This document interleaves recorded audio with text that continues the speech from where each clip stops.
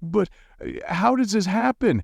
How does a predator, be it a wolf, a leopard, or even a human, approach so close to their target without ever being noticed? Tonight, we're unraveling the mystery, diving deep into the primal instincts and finely tuned strategies that have been honed over millennia. This isn't just about survival. This is about mastery. Let's begin. Picture the African savanna at dusk. The sky is painted with streaks of orange and red, the day giving way to the vast, cool night. A lioness, muscles rippling under her tawny coat, crouches low. Her amber eyes burn with focus. 50 yards ahead, a herd of impalas grazes, their ears twitching at the faintest sound. The lioness knows this. She knows the slightest snap of a twig could spell failure. So she moves like a shadow, each paw placed with surgical precision. And then, she strikes.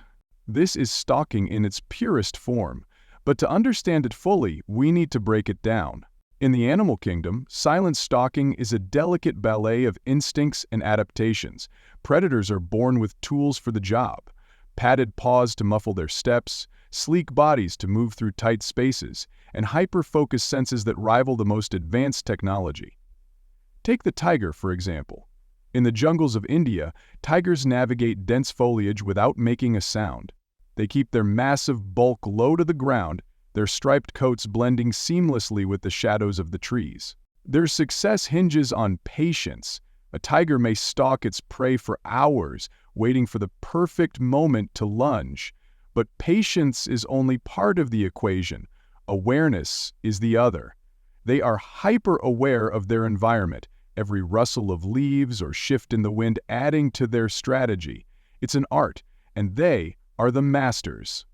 But silent stalking isn't exclusive to the animal world.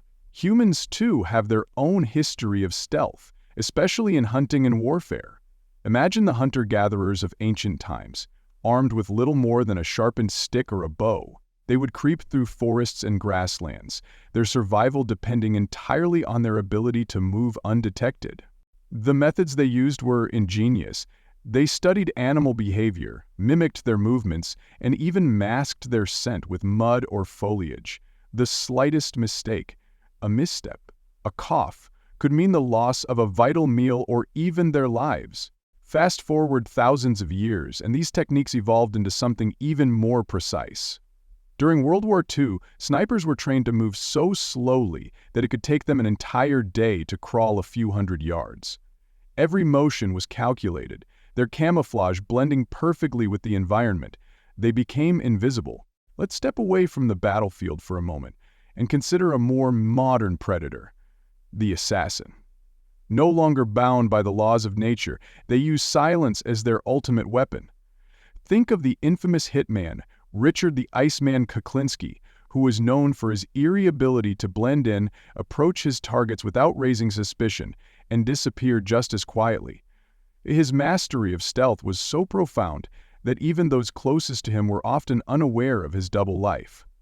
And yet, despite all the tools and technology at their disposal, these human predators still rely on the same core principles as the lioness or the tiger: patience, awareness, and precision.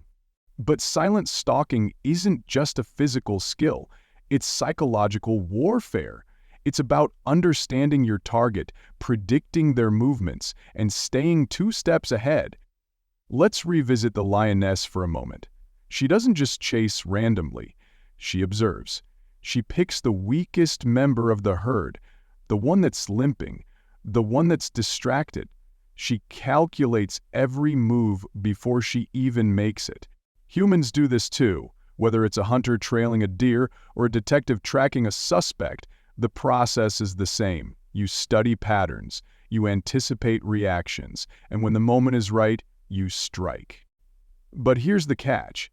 Stalking isn't always about aggression. In nature, some predators don't kill their prey at all. Instead, they shadow it, waiting for the right opportunity to steal food or resources. Think of the cunning fox following a bear to snatch leftovers from a kill, or the sneaky raccoon pilfering a bird's nest under the cover of darkness. Even in the absence of violence, the art of silent stalking remains. So how can we as humans learn from these masters of stealth? Whether you're a wildlife enthusiast, a survivalist, or simply curious, there are lessons to be drawn from their techniques. Start by honing your senses. Listen, not just to sounds, but to the silence between them. Observe, not just what's obvious, but what's hidden. Move, not just with your feet, but with your whole body in sync. Silent stalking isn't just about blending in, it's about becoming one with your environment. It's about control of your movements, control of your breath, control of your mind. But perhaps the most important lesson is this: stalking isn't about speed, it's about precision. In a world that glorifies haste, the predator reminds us of the power of slowing down, of calculating each step, of waiting for the right moment to act. As the moon rises higher, the forest comes alive with nocturnal activity. The lioness has made her kill, the herd has scattered, the hunt over. But the cycle continues. Somewhere in the shadows, another predator begins its silent approach, and the dance starts anew. Because in the end, stalking isn't just a skill, it's a story, a timeless narrative of survival, strategy, and the relentless pursuit of perfection.